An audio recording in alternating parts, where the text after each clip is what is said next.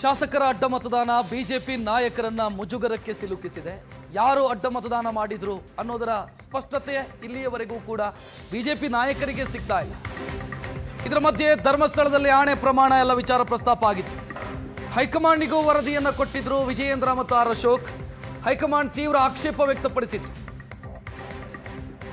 ಈಗ ಅಡ್ಡ ಮತದಾನದ ವರದಿಯನ್ನು ಹೈಕಮಾಂಡ್ಗೆ ಸಲ್ಲಿಸಿದ ಬಳಿಕ ದೆಹಲಿಯಿಂದ ನೇರವಾಗಿ ವಿಜಯೇಂದ್ರ ಅವರು ಧರ್ಮಸ್ಥಳಕ್ಕೆ ಬರ್ತಾರೆ ಅಂತ ಮಾಹಿತಿ.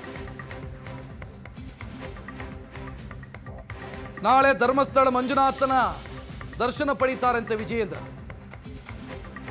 ಮೊನ್ನೆ ಅವರು ಪ್ರಸ್ತಾಪ ಮಾಡಿದ್ರು, ಶಾಸಕಾಂಗ ಪಕ್ಷದ ಸಭೆ ಧರ್ಮಸ್ಥಳದಲ್ಲಿ ಮಾಡ್ತೀವಿ ಅಂತ. ಅದಕ್ಕೆ ವಿರೋಧ ಬಂತು. ಆದರೆ ಈ ರಾಜಕೀಯ ವಿವಾದದಲ್ಲಿ ಮಂಜುನಾಥನ ಹೆಸರನ್ನ ಎಳೆದು ತಂದಿರೋದು ಚರ್ಚೆಗೆ ಕಾರಣ ಆಗಿತ್ತು, ವಿರೋಧಕ್ಕೆ ಕಾರಣ ಆಗಿತ್ತು. ಈಗ ಅವರು ಧರ್ಮಸ್ಥಳದ ಮಂಜುನಾಥನ ದರ್ಶನಕ್ಕೆ ಅಂತ ಹೊರಡ್ತಾ ಇದ್ದಾರೆ.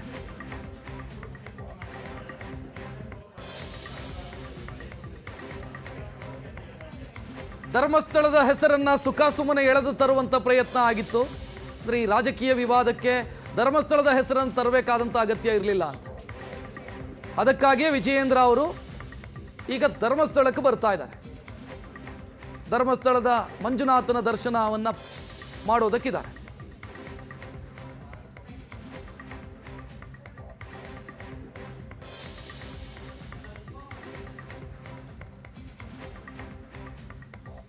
ಸುರೇಶ್ ಕುಮಾರ್, ಪ್ರಹ್ಲಾದ್ ಜೋಶಿ ಸೇರಿ ಬಿಜೆಪಿಯ ಪ್ರಮುಖ ನಾಯಕರು ಧರ್ಮಸ್ಥಳದಲ್ಲಿ ಶಾಸಕಾಂಗ ಪಕ್ಷದ ಸಭೆ ನಡೆಸೋದು ಮತ್ತು ಆಣೆ ಪ್ರಮಾಣದ ವಿಚಾರವನ್ನ ನಡೆಸೋದು ಅಥವಾ ಆಣೆ ಪ್ರಮಾಣದ ವಿಚಾರ ಪ್ರಸ್ತಾಪ ಮಾಡಿರೋದು ಸರಿಯಲ್ಲ ಅನ್ನುವಂಥ ಅಭಿಪ್ರಾಯವನ್ನು ವ್ಯಕ್ತಪಡಿಸಿದರು. ಹೆಚ್ಚಿನ ಡೀಟೇಲ್ ನೀಡೋದಕ್ಕೆ ನಮ್ಮ ಪ್ರತಿನಿಧಿ ರವಿ ಶಿವರಾಮ್ ಫೋನ್ ಸಂಪರ್ಕದಲ್ಲಿ. ರವಿ, ಇದು ಪ್ರಾಯಶ್ಚಿತ್ತದ ಭೇಟಿನ ಹೆಂಗೆ?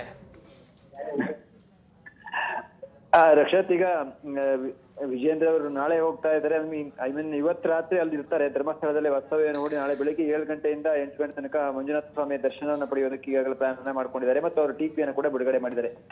ಅವರು ಇನ್ನೂ ಕೂಡ ದೆಹಲಿಯಲ್ಲೇ ಉಳಿದಿದ್ದಾರೆ. ಮೊನ್ನೆ ರಾಷ್ಟ್ರೀಯ ಅಧ್ಯಕ್ಷರ ಭೇಟಿಯ ಸಂದರ್ಭದಲ್ಲಿ ಅವರಿಗೆ ಸಮಜಾಯಿಷಿ ಅಥವಾ ಸ್ಪಷ್ಟೀಕರಣವನ್ನ ಕೊಡೋದಕ್ಕೆ ಹೋದ ಸಂದರ್ಭದಲ್ಲಿ ವಿಜಯೇಂದ್ರ ಅವರು ಮಾತ್ರ ದೆಹಲಿಯಲ್ಲಿ ಉಳ್ಕೊಂಡಿದ್ರು. ಉಳಿದ ನಾಯಕರುಗಳು ಬಂದಿದ್ರು. ಈಗ ವಿಜಯೇಂದ್ರ ದೆಹಲಿಯಿಂದ ನೇರವಾಗಿ ಮಂಗಳೂರಿಗೆ ಬಂದು ಮಂಗಳೂರಿನಿಂದ ಧರ್ಮಸ್ಥಳದಲ್ಲಿ ವಾಸ್ತವ್ಯವನ್ನು ಹೂಡಿ ನಾಳೆ ದೇವರ ದರ್ಶನ ಪಡಿತಾರೆ. ತಾವು ಕೇಳ್ತಾ ಇದ್ದೀರಿ ಪ್ರಾಯಶ್ಚಿತ್ತದ ಭೇಟಿಯ ಅಂತ. ಸಾಮಾನ್ಯವಾಗಿ ಧರ್ಮಸ್ಥಳಕ್ಕೆ ಆಣೆ ಪ್ರಮಾಣವನ್ನು ಮಾಡುವ ಸಂದರ್ಭದಲ್ಲಿ ಅಥವಾ ದೇವರ ಹೆಸರಿನಲ್ಲಿ ಯಾವುದಾದ್ರೂ ಆಣೆ ಪ್ರಮಾಣವನ್ನು ಮಾಡುವ ಸಂದರ್ಭದಲ್ಲಿ ಆ ದೇವರ ಹೆಸರನ್ನ ಹೇಳಿದಾಗ ಅಲ್ಲಿಗೆ ಹೋಗಿ ಒಂದು ಕೈ ಮುಗಿದು ಬರಬೇಕು ಹೇಳುವಂಥದ್ದನ್ನ ರೀತಿ ರಿವಾಜುಗಳು ನಮ್ಮ ಭಾಗದಲ್ಲಿ ಎಲ್ಲರೂ ಕೂಡ ಇದೆ. ಹಾಗಾಗಿ ಈಗ ವಿಜಯೇಂದ್ರ ಅವರು ಅವತ್ತು ಹೇಳಿಕೆಯನ್ನ ಕೊಟ್ಟರು, ನಾವು ಧರ್ಮಸ್ಥಳದಲ್ಲಿ ಶಾಸಕಾಂಗ ಸಭೆಯನ್ನ ಮಾಡಿ ಆಣೆ ಪ್ರಮಾಣವನ್ನ ಮಾಡ್ತೀವಿ ಅಂತ. ಆಗ ಕೆಲವೊಂದಿಷ್ಟು ಶಾಸಕರು ಪರವಾಗಿ ಮಾತನಾಡಿದ್ರು, ಹಿರಿಯರು ವಿರೋಧವನ್ನು ವ್ಯಕ್ತಪಡಿಸಿದ್ರು. ಅನಗತ್ಯವಾಗಿ ಧರ್ಮಸ್ಥಳವನ್ನು ತರಬಾರದು ಅನ್ನುವಂತ ಒಂದು ಸಲಹೆಯನ್ನ ಕೂಡ ವಿಜಯೇಂದ್ರ ಅವರು ನೀಡಿದ್ರು. ಇವಾಗ ವಿಜಯೇಂದ್ರ ಅವರ ಬಾಯಲ್ಲಿ ಧರ್ಮಸ್ಥಳ ಎನ್ನುವ ಹೆಸರು ಬಂದಿದೆ. ಹಾಗೆ ತನ್ನಿಂದನೇ ಆರಂಭವಾದಂತ ಈ ಒಂದು ವಿಚಾರ ಚರ್ಚೆಯು ಕೂಡ ಸಾಕಷ್ಟು ಕಾರಣ ಆಯ್ತು. ಈ ಹಿನ್ನೆಲೆಯಲ್ಲಿ ಬಹುಶಃ ವಿಜಯೇಂದ್ರ ಅವರು ಧರ್ಮಸ್ಥಳಕ್ಕೆ ಭೇಟಿ ನೀಡಿ ತನ್ನ ಮನಸ್ಸಲ್ಲಿರುವ ಭಾವನೆಗಳನ್ನು ದೇವರ ಮುಂದೆ ಹೇಳ್ಕೊಂಡು ಬರುವಂತ ಸಾಧ್ಯತೆ ನಿಶ್ಚಿತವಾಗಿದೆ. ಯಾಕಂದ್ರೆ ಧರ್ಮಸ್ಥಳದ ವಿಷಯಕ್ಕೆ ಸಾಮಾನ್ಯವಾಗಿ ಯಾರು ಕೂಡ ಆ ದೇವರ ಹೆಸರನ್ನ ತರೋದು, ರಾಜಕಾರಣದಲ್ಲಿ ದೇವರ ಹೆಸರನ್ನು ತರುವಂತ ಪ್ರಯತ್ನವನ್ನು ಬಹಿರಂಗವಾಗಿ ಮಾಡಿದ್ದನ್ನ ನೋಡಿಲ್ಲ. ಬಾಯಿ ಮಾತಿಗೆ ಹೇಳ್ತಾರೆ ರಕ್ಷತ್ ಎಲ್ರು, ನಾವು ದೇವರ ಮೇಲೆ ಪ್ರಮಾಣವನ್ನ ಮಾಡ್ತೇವೆ, ದೇವರ ಮೇಲೆ ಪ್ರಮಾಣ ಮಾಡಿ ಹೇಳ್ತೀವಿ ಅಂತ. ಆದ್ರೆ ಧರ್ಮಸ್ಥಳ ಎನ್ನುವ ವಿಷಯಕ್ಕೆ ಸಂಬಂಧಪಟ್ಟಂತೆ ಅಲ್ಲಿ ಒಂದು ದೊಡ್ಡ ಭಕ್ತ ಸಮುದಾಯವೇ ಇದೆ, ದೇವರನ್ನು ನಂಬುವಂತ ದೊಡ್ಡ ವರ್ಗವೇ ಇದೆ. ಈ ಸಂದರ್ಭದಲ್ಲಿ ರಾಜಕಾರಣಕ್ಕೋಸ್ಕರ ಈ ಒಂದು ಧರ್ಮಸ್ಥಳವನ್ನು ತಂದಿದ್ದರ ಬಗ್ಗೆ ಬಹುಶಃ ವಿಜಯೇಂದ್ರ ಅವರು ಕೂಡ ಮನಸ್ಸಿಗೆ ಒಂದು ನೆಮ್ಮದಿಗೋಸ್ಕರ ಅಥವಾ ಮನಸ್ಸಿಗೆ ಒಂದು ತೃಪ್ತಿಗೋಸ್ಕರ ಧರ್ಮಸ್ಥಳಕ್ಕೆ ಹೋಗಿ ದೇವರ ಕೈ ಮುಗಿದು ಬರುವಂತ ಸಾಧ್ಯತೆ ಇದೆ. ಒಂದು ಘಟನೆಯನ್ನ ನೆನಪು ಮಾಡ್ಬೇಕು ಅಂತ ಅಂದ್ಕೊಳ್ತೇನೆ ರಕ್ಷತ್. ಧರ್ಮಸ್ಥಳದ ಆಣೆ ಪ್ರಮಾಣಕ್ಕೆ ಸಂಬಂಧಪಟ್ಟಂತೆ ಈ ಹಿಂದೆ ಬೇಳೂರು ಗೋಪಾಲಕೃಷ್ಣ ಮತ್ತು ಮತ್ತೊಬ್ಬ ಮಾಜಿ ಶಾಸಕರು ಅವ್ರ ನಡುವೆ ಸಾಕಷ್ಟು ಚರ್ಚೆ ಆಗಿತ್ತು. ಧರ್ಮಸ್ಥಳಕ್ಕೆ ಒಂದು ಆಣೆ ಪ್ರಮಾಣವನ್ನು ಮಾಡಬೇಕು ಅಂತ ಹೇಳಿದಾಗ ಇಬ್ರು ಕೂಡ ಹೋಗಿದ್ರು. ಆದ್ರೆ ಅಲ್ಲಿ ಹೋಗಿದ್ದಕ್ಕೆ ಸ್ವತಃ ಯಡಿಯೂರಪ್ಪನವರು ಕೂಡ ಬೈದಿದ್ರು. ಯಾರೋ ಹೇಳ್ತಾರೆ ಅಂದ್ಬಿಟ್ಟು ಧರ್ಮಸ್ಥಳಕ್ಕೆ ಹೋಗಿ ಆಣೆ ಪ್ರಮಾಣವನ್ನ ಮಾಡ್ತೀಯಾ ಅಂತ ಹೇಳಿ ಹರತಾಳು ಹಾಲಪ್ಪನವರಿಗೆ ಯಡಿಯೂರಪ್ಪನವರು ಗದರಿದ್ದು ನಮ್ಮೆಲ್ಲರೂ ಕೂಡ ಗೊತ್ತಿದೆ.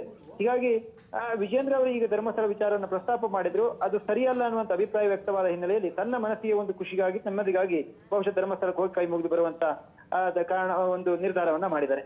ಥ್ಯಾಂಕ್ ಯು ರವಿ ಮಾಹಿತಿಗೆ.